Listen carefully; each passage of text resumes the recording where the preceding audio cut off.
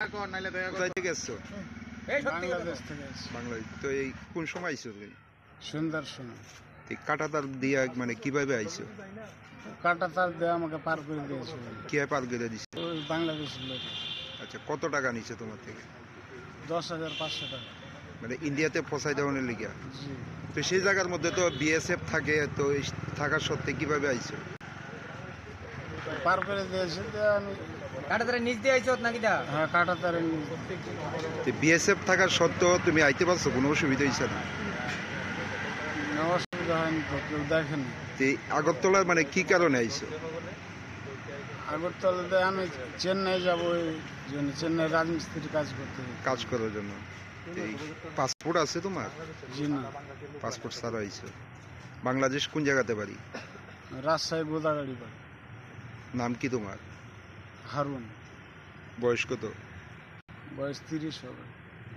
তুমি কি একাই আইছো না আর সঙ্গে আছে কেউ? আমি একাই আইছি।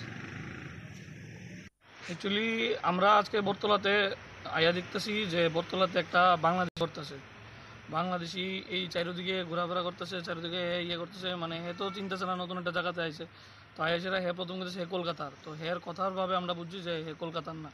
যখন হেরে আমরা ভালো করে জিজ্ঞেস করলাম তখন হে কইছে হে বাংলাদেশি, হে তারা কাটার নিচে দিয়ে আইছে, তারা কাটার নিচে দিয়ে আইছে। তো আইসে আমি কিছু কী কারণে আইছো তুমি?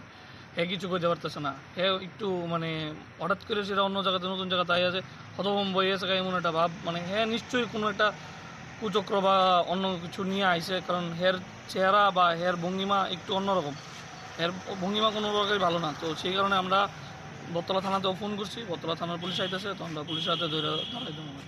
কি মনে হয় মানে সীমান্তে তো বিএসএফ এর পাহারা থাকে, সেইভাবে এখন তো বাংলাদেশের যেই অবস্থা, হিন্দুদের নিয়ে বা ভারতের নিয়ে যেই অবস্থা, তো ওইদিকে তো ভীষণভাবে পাহারা দেওয়া হয়েছে। সেই পাহাড়ের মধ্যে দিয়া হে কিভাবে আইছে এটা তো কি করতে পারে। ওনাদের জিজ্ঞাসা করছেন যে কিভাবে আইছে? হ্যাঁ ওনারা জিজ্ঞাসা করছি, ওনারা কইছে যে তার কাটার নিচে দিয়ে আইছে, পার করে দিছে পার করে দিছে 10,500 টাকা নিচে, তার কাটার নিচে দিয়ে আইছে।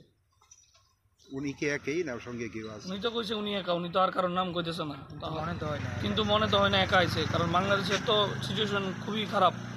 ভারত তারে বাংলাদেশ থেকে ভারতে পাঠাইছে, নিশ্চয়ই অন্য কোনো উদ্দেশ্যে পাঠানো হয়েছে, ভালো কোনো উদ্দেশ্যে পাঠানো হয় না। নিশ্চয়ই জানে যে ত্রিপুরাতে যে হোটেল টোটেলে থাকতে দিত না, আমরা সবাই ত্রিপুরা থেকে এটা সার্কুলার জারি করছে, এরপরও এ আইছে নিশ্চয়ই এর কোনো বদ উদ্দেশ্য ছাড়া বা ভালো উদ্দেশ্যে।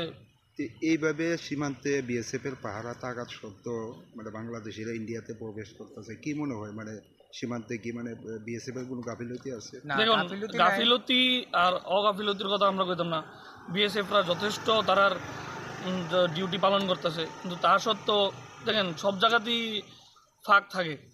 তো হয়তোবা ওই জায়গাটি তারা ইউজ করতেছে, ওই জায়গাটি ট্রাই করতেছে, ওই জায়গাটি দিয়ে আইতেছে। আমরা বিএসএফ বাইরের জওয়ানের কমও একটাই কথা যে তারা যতটুকু ডিউটি করতেছে আটটু ভালোভাবে আটটু বেশি করে করুক। আমরা ভারত সরকারের কাছে আবেদন করব যাতে কোনো বাংলাদেশি কোনোভাবে তার নিচে দেওয়া হোক বা সর্বত কোনোভাবে যাতে বাংলাদেশ থেকে ইন্ডিয়াতে না আইতে পারে, এটাই আমরা একটা আবেদন।